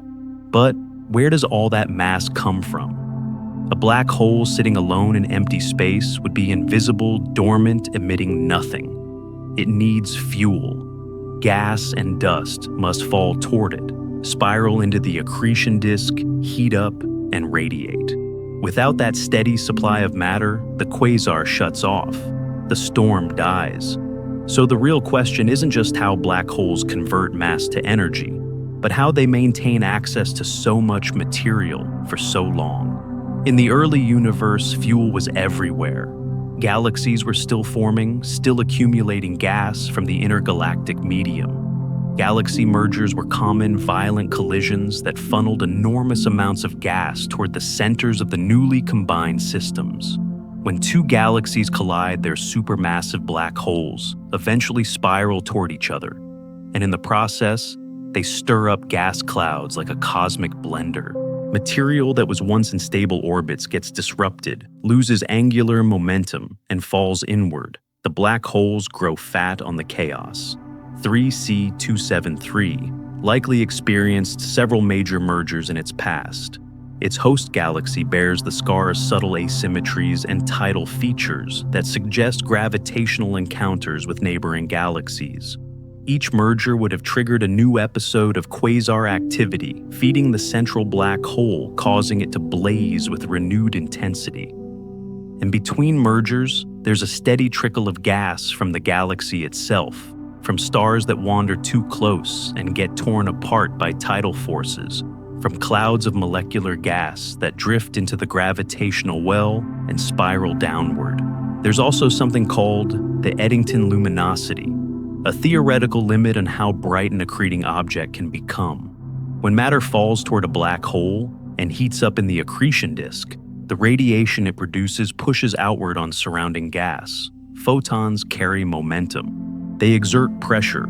If the luminosity gets high enough, radiation pressure can actually counteract gravity, pushing away the very material that's trying to fall in. The Eddington limit is the point where these two forces balance. For the black hole in 3C273, with its mass of 886 million suns, the Eddington luminosity is roughly 10 to the 40 watts. And observations suggest 3C273 is operating near that limit. What does that mean? It means the black hole is feeding as fast as physics allows. It's running at maximum throttle. Any faster, and the radiation would blow away the fuel supply, choking off the accretion and dimming the quasar. It's a self-regulating system, a balance between gravity pulling inward and radiation pushing outward. The black hole can't exceed the Eddington limit for long without disrupting its own food supply. So, it hovers near that boundary-consuming matter at the maximum sustainable rate, burning as bright as it possibly can without extinguishing itself. But sustaining that level of accretion requires a constant supply of gas, several solar masses per year flowing inward, crossing the event horizon and disappearing forever. Where does it all come from? Scientists believe that the answer involves large-scale structures in the galaxy, vast reservoirs of cold molecular gas that slowly feed the center. The galaxy surrounding 3C273 contains billions of solar masses of hydrogen and helium spread throughout its spiral arms and disk. Some of that gas is in stars locked away for billions of years, but some of it remains free, drifting in clouds, settling into equilibrium orbits. Over time, small perturbations nudge some of that gas inward. Gravitational interactions with other stars, shock waves from supernovae, and magnetic instabilities in the interstellar medium. All of these effects gradually drain angular momentum from the gas, allowing it to spiral closer to the center. It's a slow process measured in millions of years, but it's relentless. And when gas finally reaches the inner regions of the galaxy, it encounters the gravitational influence of the supermassive black hole. From there, it's only a matter of time before it falls into the accretion disk. There's also evidence that quasars don't burn continuously. They flicker. They have active phases and quiet phases depending on the fuel supply. Research shows that many galaxies have supermassive black holes that were once active quasars but are now dormant. Our own Milky Way is one of them. Sagittarius. A star. The black hole at our galaxy's center has a mass of about 4 million suns. If it were accreting at the same rate as 3C273, it would be one of the brightest objects in our sky. But it's not. It's dim, nearly invisible, consuming only a tiny trickle of gas. It's asleep. Why? Because the Milky Way's central regions are relatively empty of free gas. Most of the available fuel was consumed long ago, either accreted onto the black hole during an earlier quasar phase, or blown away by the radiation and jets from that phase. What's left is locked in stars or scattered too diffusely to fall in quickly. The black hole is starving. It's still there, still massive, still capable of becoming a quasar again, if it could access more gas. But for now, it waits. 3C273, on the other hand, is still feeding. Its host galaxy still has reservoirs of gas available, still experiences occasional inflows from the surrounding environment. Maybe it had a recent merger. Maybe it's accreting gas from the intergalactic medium. Maybe it's just lucky positioned in a region of space where fuel is more abundant. Whatever the reason, the black hole hasn't run out yet. The storm continues. One of the common misconceptions about black holes is that they're cosmic vacuum cleaners sucking up everything around them. That's not quite right. Black holes have gravity, yes, but so does any mass. The Earth has gravity, the Sun has gravity. If you replace the Sun with a black hole of equal mass, Earth's orbit wouldn't change. We'd still circle at the same distance, the same speed. We'd just freeze to death without sunlight. The black hole isn't pulling harder than the Sun did. It's just that all the Sun's mass is now concentrated in a much smaller space. So if you were to get close to it, really close, the gravitational gradient would become extreme. But from a distance, it's the same. What makes black hole accretion so efficient isn't that the black hole sucks harder. It's that matter can get so much closer before it hits a surface or boundary. With a normal star, infalling gas would slam into the stellar surface and release its energy as heat and light. The star would heat up, might even explode if too much mass fell too quickly. But a black hole has no surface. Gas can spiral inward closer and closer, accelerating to higher and higher velocities, heating to higher and higher temperatures until it crosses the event horizon and vanishes. The final moment, the final plunge, extracts the last bit of energy from the matter before it's lost forever. It seems as though black holes are the universe's ultimate engines. They're not creating energy out of nothing. They're converting the gravitational potential energy of infalling matter into radiation, following the same laws of physics that govern everything else. But they do it with an efficiency that nothing else can match. And that efficiency is what powers quasars. It's what makes 3C273 shine brighter than a galaxy. It's what allows a region smaller than our solar system to outshine 400 billion stars. The jets add another layer to the mystery. We know they exist. We can see them, measure them, track their motion. But the exact mechanism that launches them is still debated. The leading theory involves magnetic fields threading through the accretion disk, twisted by the disk's rotation and the black hole's spin. These fields act like rails channeling some of the infalling plasma outward instead of letting it fall in.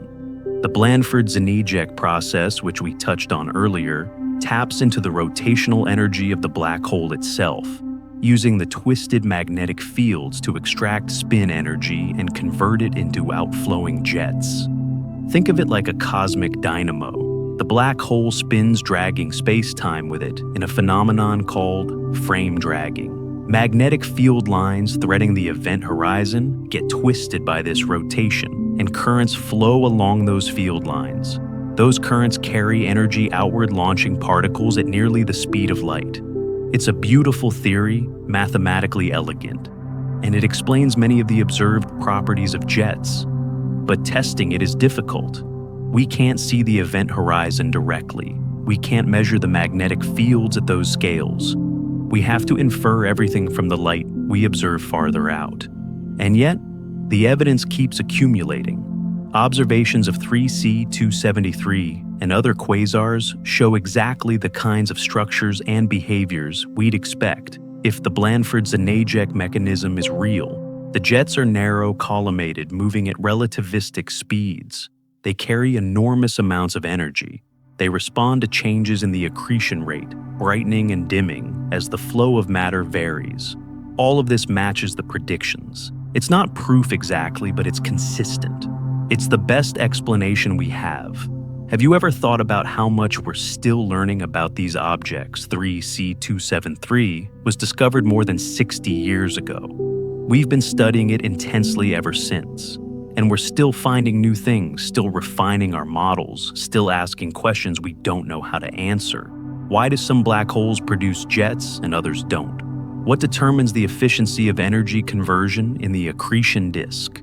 How do supermassive black holes grow so large in the early universe when there hasn't been enough time for them to accumulate that much mass through slow accretion? These are open questions, active areas of research.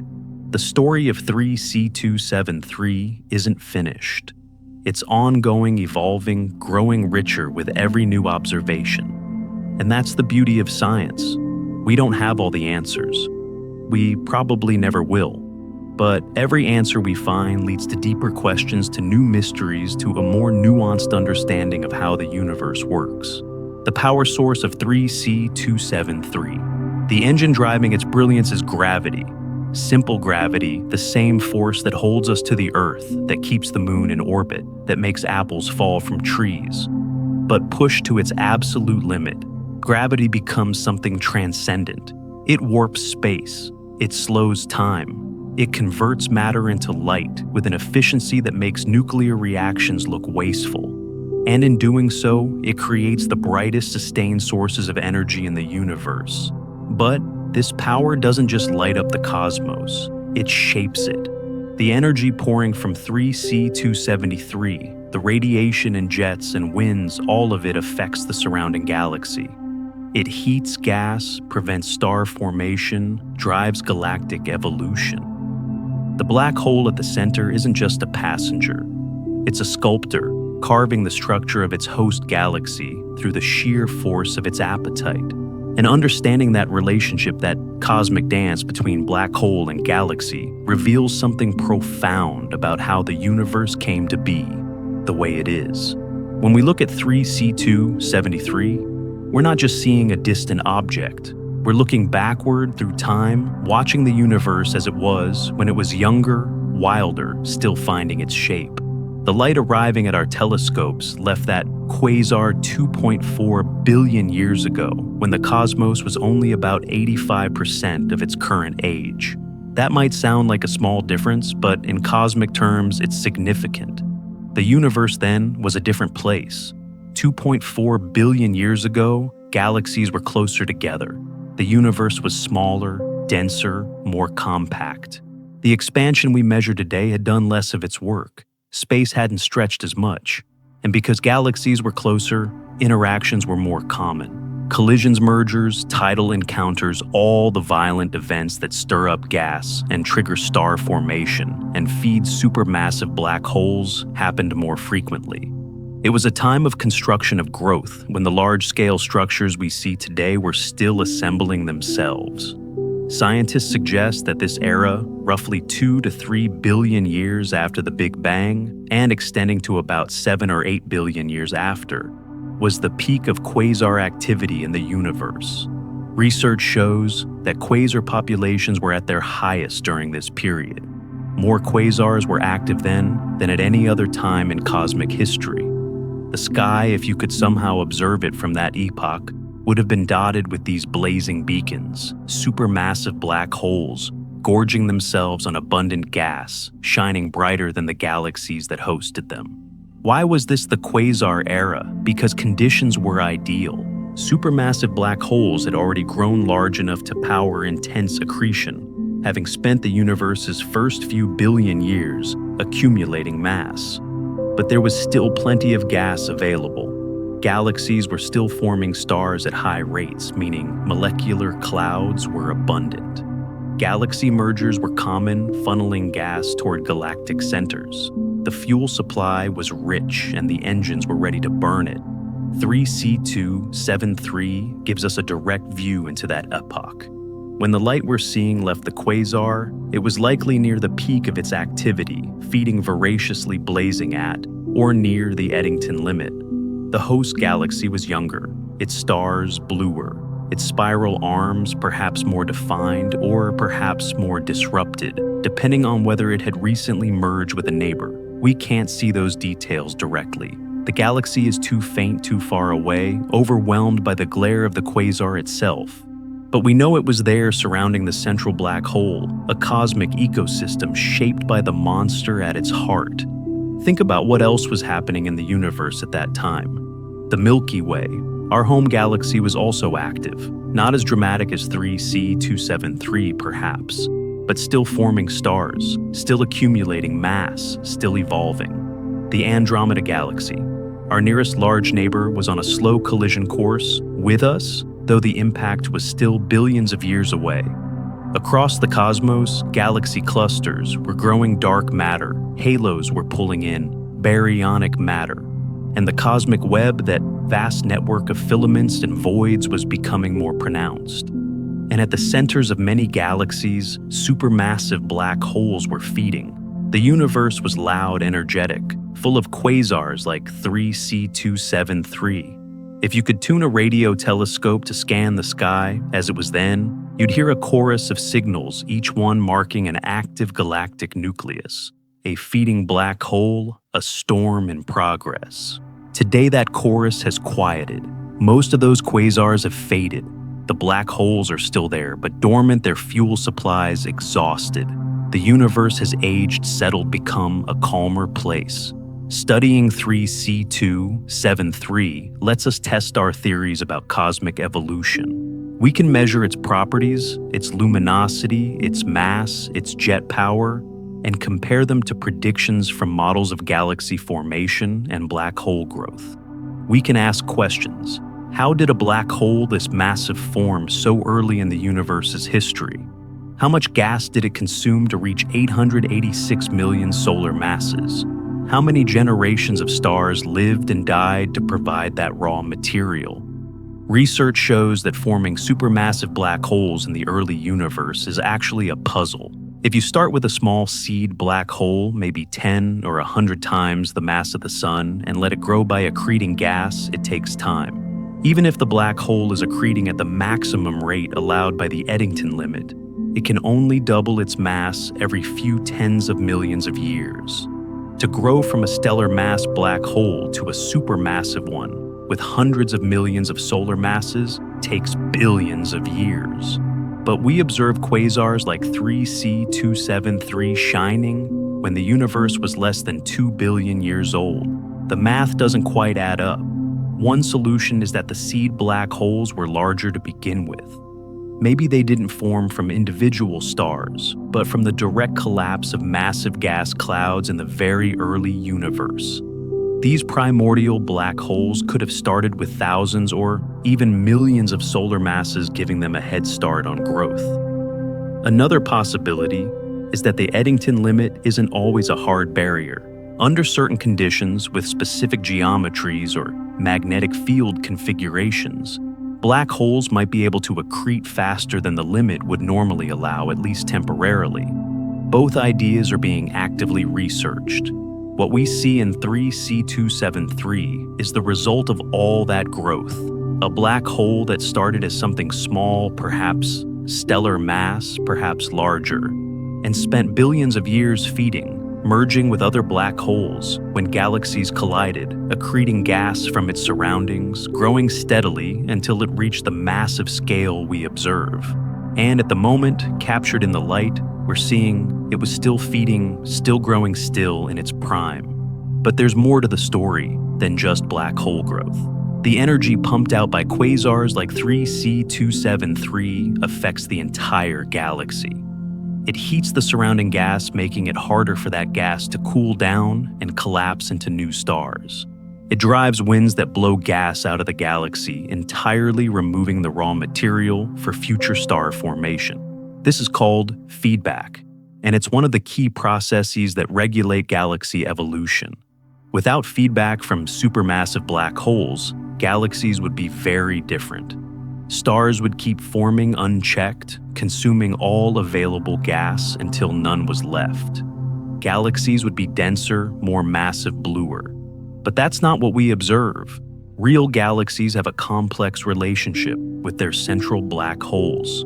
Scientists suggest that the mass of a galaxy's central black hole is tightly correlated with the mass of its central bulge, the dense spheroidal region of old stars at the galaxy's core. This is called the M-sigma relation, where M is the black hole mass and sigma is the velocity dispersion of stars in the bulge. The correlation is striking. A galaxy with a more massive bulge has a more massive black hole, and the ratio is remarkably consistent across a wide range of galaxy types. This suggests that black holes and galaxies grow together, each influencing the other. When the black hole feeds and becomes a quasar, its energy output regulates star formation in the galaxy. When the galaxy experiences a burst of star formation, perhaps triggered by a merger, more gas becomes available to feed the black hole. It's a feedback loop, a cosmic dance that shapes both partners. 3C273 is part of that dance. The quasar phase we're witnessing is temporary, a brief flare in the life of the galaxy, lasting perhaps 10 to 100 million years. Eventually, the fuel will run out, or the feedback will become strong enough to blow away the remaining gas. The quasar will dim, the black hole will go quiet, and the galaxy will settle into a more passive state. Stars will continue to form, but more slowly. The central regions will quiet down, and billions of years later, observers in some distant galaxy might look at 3C273's host and see nothing unusual, just another elliptical or spiral galaxy, no hint of the monster sleeping at its core. It seems as though quasars are a phase, not a permanent state. Almost every large galaxy probably went through a quasar phase at some point in its history. Our Milky Way likely did, Andromeda likely did. The evidence is all around us in the supermassive black holes sitting dormant at galactic centers in the old stellar populations that formed during earlier epochs of intense activity. The universe's youth was marked by these blazing storms. Its middle age, which we're living in now, is calmer, and its old age, billions of years in the future, will be calmer still as galaxies run out of gas entirely and star formation ceases. But for a time, for those crucial billions of years, when the universe was assembling its current structure, quasars ruled. They were the brightest objects in the sky, visible across cosmic distances, shaping the galaxies around them through the sheer force of their energy output. And 3C273, frozen in time by the speed of light, shows us that era in action. It's a window into the universe's adolescence, a snapshot of a time when growth was rapid, violent, and transformative. Have you ever considered what it would be like to live in a galaxy hosting an active quasar if 3C273's central black hole were suddenly transplanted to the center of the Milky Way? What would happen? First, the radiation. The quasar would outshine every star in the galaxy combined. From Earth 30,000 light-years away, it would appear brighter than the full moon. The night sky would never be truly dark. The quasar's light would cast shadows, interfere with circadian rhythms, fundamentally alter life on our planet. But the radiation wouldn't just be visible light. X-rays, gamma rays, ultraviolet radiation, all of it would flood the galaxy. Planets close to the galactic center would be sterilized, their atmospheres stripped away by the intense energy. Even at Earth's distance, the increased radiation might damage the ozone layer, allowing more harmful UV to reach the surface. Life would struggle. Evolution would face new pressures. The galaxy would be a more hostile place. And then there are the jets. If one of those relativistic beams happened to be pointed in our direction, even from 30,000 light-years away, the consequences could be catastrophic. The particles and radiation in the jet, focused and intense, could irradiate entire solar systems, triggering mass extinctions, disrupting planetary atmospheres. We're fortunate that our galaxy's central black hole is quiet. We're fortunate that the quasar era ended before complex life arose on Earth. The universe 3C273 shows us was not a friendly place for life as we know it. Too much energy, too much violence, too many catastrophic events reshaping galaxies on short time scales. But it was a necessary phase. The heavy elements that make up planets and life were being forged in stars during that era.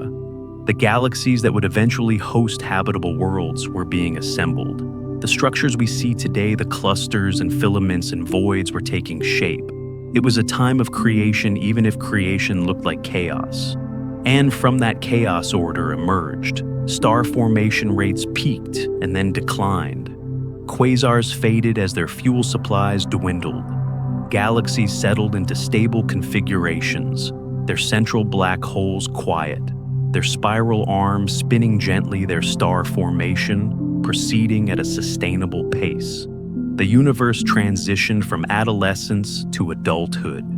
And in quieter corners on calmer worlds orbiting stable stars and settled galaxies, conditions became right for something new, for life, for intelligence, for observers who could look out into the cosmos and wonder about the storms that once raged. We are the children of that quieter era. We live in a universe that has aged past its most violent phase. The quasars are mostly gone, the black holes sleep. And because of that, we can exist. We can build telescopes, capture ancient light, and reconstruct the history that led to us. We can see 3C273 and understand that we're looking at our own past, at the universe's younger self, still wild and burning bright. But that window into the past is also a mirror.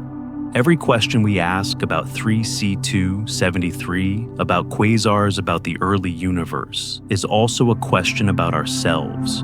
Where did we come from? How did the universe become capable of supporting life? What role did those ancient storms play in creating the conditions we depend on? The answers are written in the light, in the spectra, and images and measurements we gather. And the more we look, the more we see not just the universe as it was, but the path that led from there to here, from chaos to calm, from storm to stillness. Somewhere, 2.4 billion light years away, 3C273 is still there, still glowing, still feeding, still sending its ancient light across the expanding universe toward destinations it will never know. Right now, at this very moment, photons are leaving that accretion disk, beginning journeys that will take billions of years to complete. Some of them will arrive at Earth long after humanity is gone, carrying news of a storm that raged in the deep past, witnessed by no one. The light we see tonight left 3C273 when Earth was unrecognizable, when the continents were arranged differently, when the atmosphere was still learning to sustain complex life, when nothing on our planet could look up at the stars and wonder what they were. And yet, that light traveled faithfully, patiently crossing void after void, riding the expansion of space, gradually shifting from blue toward red, until it reached a world where creatures had evolved who could build instruments to catch it, measure it, understand it. Think about that chain of events. A black hole feeds on gas. The gas heats up, glows, releases photons. Those photons travel for over 2 billion years. They pass through empty space, skim, past galaxies, drift through the cosmic web. They arrive at a small, rocky planet, orbiting an ordinary star in an ordinary galaxy. And on that planet, beings made of star stuff have constructed telescopes, cameras, spectrographs, computers. They capture the photons, analyze their wavelengths, and from that analysis, they reconstruct the story of a monster at the edge of the universe. They figure out how far away it is, how massive, how bright, how it works, all from light. That's the power of astronomy. That's the magic hidden in every observation. We're detectives working with evidence that's billions of years old, piecing together stories about places we can never visit, events we can never witness directly. And somehow, impossibly, it works. The universe is comprehensible. The laws of physics are consistent. Light carries information faithfully across cosmic distances. And we barely past childhood as a species have learned to read those messages. 3C273 taught us more than just facts about quasars. It taught us humility. When Martin Schmidt first measured its redshift in 1963, he realized that the universe was far larger, far more energetic, far stranger than anyone had imagined. Objects existed that shouldn't be possible according to the physics of the day. Yet, there they were, blazing in the data, demanding explanation. And in seeking those explanations and developing the theories of black hole accretion and relativistic jets and cosmic expansion, we deepened our understanding of reality itself. Scientists believe that we're still in the early stages of understanding quasars. We've mapped thousands of them. We've measured their properties, tracked their evolution, built detailed models of how they work. But mysteries remain. We still don't fully understand how jets are launched. We still debate the details of accretion disk physics. We still puzzle over how supermassive black holes formed so quickly in the early universe. Every answer leads to new questions, deeper mysteries, more refined uncertainties. And that's beautiful. That's how science works. We don't seek final answers, complete knowledge, perfect understanding. We seek better questions, more accurate models, deeper insights. The story of 3C273 isn't finished. It probably never will be. As long as there are observers looking up at the sky, as long as there are instruments sensitive enough to catch ancient light, as long as there are minds curious enough to ask why and how the story continues, research shows that future telescopes will reveal even more. The James Webb Space Telescope, launched in 2021, can observe quasars and infrared wavelengths piercing through dust and seeing structures that visible light can't reveal. The Event Horizon Telescope, which famously imaged the black hole at the center of galaxy, M87, has 3C273 on its target list. Someday, perhaps soon, we might be able to resolve the accretion disk directly to see the structure of the infalling gas, to watch the black hole feeding with unprecedented detail. And ground-based observatories keep improving. Radio interferometry networks span continents, combining signals from dozens of telescopes to create images with resolution finer than anything a single instrument could achieve. X-ray satellites map the high-energy emission from the innermost regions of the accretion disk. Optical telescopes track variability, watching how the quasar brightens and dims over months and years. Each new observation adds another piece to the puzzle, another detail to the portrait. But there's something else worth remembering. 3C273 isn't just a scientific object. It's a part of the cosmos, a real place where real physics is happening, where matter and energy and space-time interact in ways that push the boundaries of what's possible. The black hole at its center doesn't care that we're watching. The accretion disk doesn't glow for our benefit. The jets don't fire because we want to study them. They just are. They exist independent of our observations, following the laws of nature with perfect indifference. And yet we care. We look, we measure, we try to understand. Because that's what we do. We're curious creatures evolved on a small world, driven by an inexplicable need to know, to explore, to push against the boundaries of ignorance. We build telescopes and satellites and theories not because they're easy or profitable or immediately useful, but because we want to see, we want to know, we want to touch, even if only through light, the farthest reaches of space and time. Have you ever wondered what it means to know something about the universe?